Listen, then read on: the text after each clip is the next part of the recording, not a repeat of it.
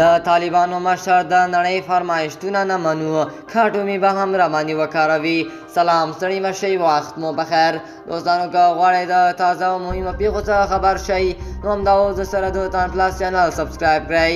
د طالبانو مشر مولا هیبت الله اخونزاده په یو غږیز پیغام کې چې د افغانستان پر ملي راډیو تلویزیون خپور شوی او نوموړي ته منسوب شوی وایي د هېڅ هېواد فرمایشتونه او وړاندیزونه نه مني.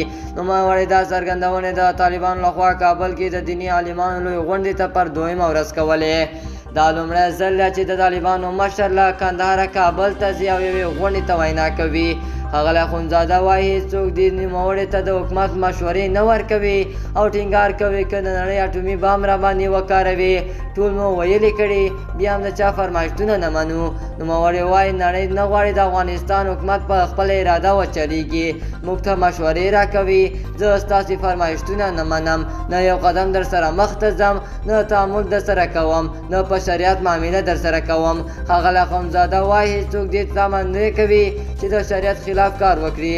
دوستانو زموږ چمتو شوی خبر تر همدې ځای پورې و. د نورو تازه او مهمو خبرونو لپاره د سره د تان پلاس چینل سبسکرایب کړئ. الله پامان.